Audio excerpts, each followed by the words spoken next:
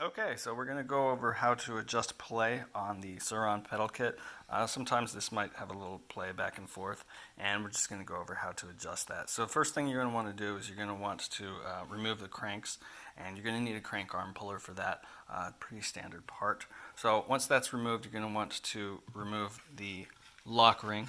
And if this gives you any trouble, which it might, you want to use like a flat blade screwdriver like this, and you're just going to want to put it on there and just tap it lightly with a hammer to get it off, to get it rotating off of there. Once that's done, you're going to open this cap up here, and this will unscrew. Should be fairly easily if there's play, but you know, if not, there's actually parts on the side here that if you you can do what he's doing there, but if you don't have the right tool. Yeah, there is like a pin spanner that you can get that will adjust that.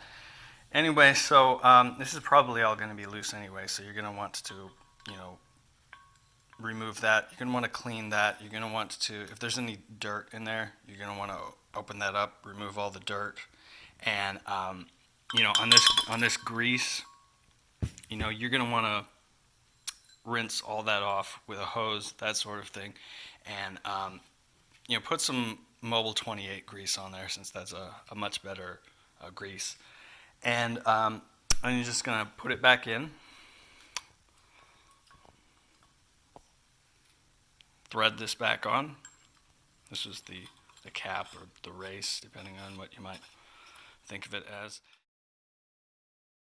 Well, this is where that pin spanner is really going to come in handy, but you know, I think you can get one for like $5-6, but this method that is being shown right here is also somewhat of an option.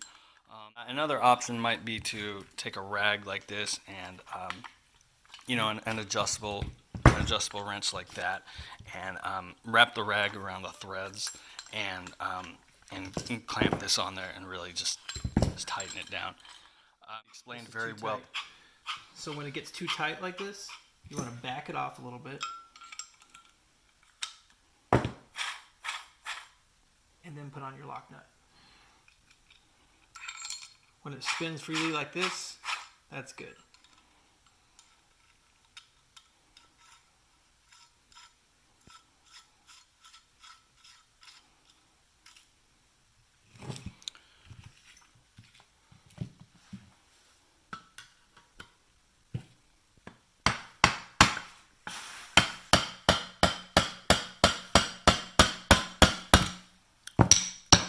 You can see there he's tightening up that lock ring with the flat blade screwdriver method.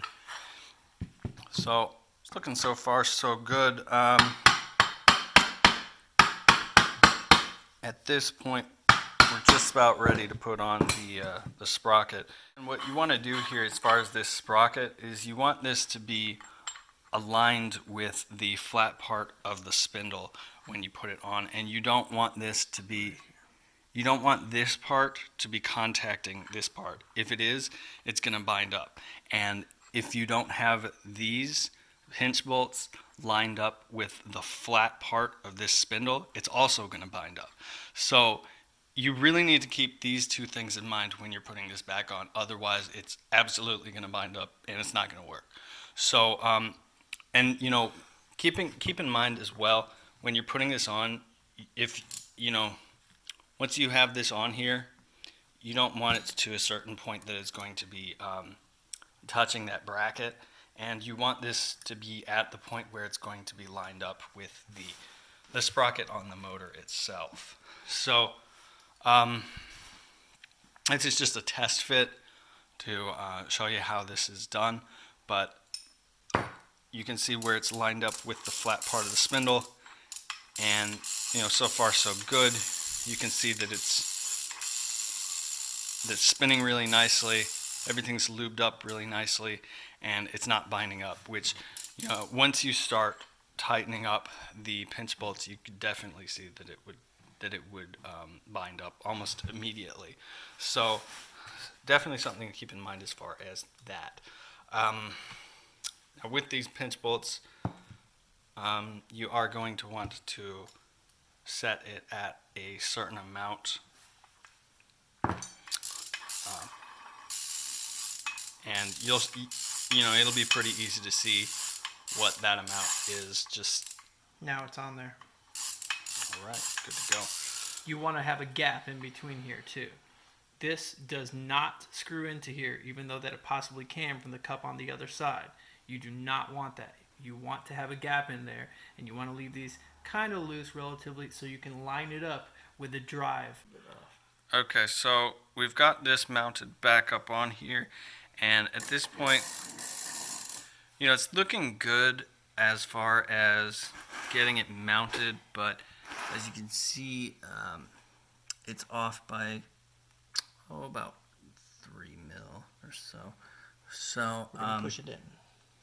yeah, we're gonna just loosen these pinch bolts a little bit, and we're gonna put this back in a little bit, and at that point, we're just gonna put the chain back on, and we're gonna be done. Also, at this point, you can see. I mean, it's mounted, and you can't move the spindle. It's good to go. So play's already taken care of. This is really just reassembly at this point. Okay, so we got this all bolted back on here. Put some nice aftermarket cranks and pedals on here. You can see it's it's not going anywhere, and it's nice. One thing to keep in mind, you do want a bit of Loctite on that lock ring down in there, and preferably on the cup itself as well, just so that it doesn't thread back out, since this is a dirt bike. It's going to be going through a lot of rough terrain, so over time it could work itself loose unless you get some Loctite on there. You most likely want to use blue Loctite just so that you can get it off if you need to service it for some reason. Maybe you need to put some grease on the bearings, something like that. So don't use red Loctite, use blue. But other than that, should be good to go.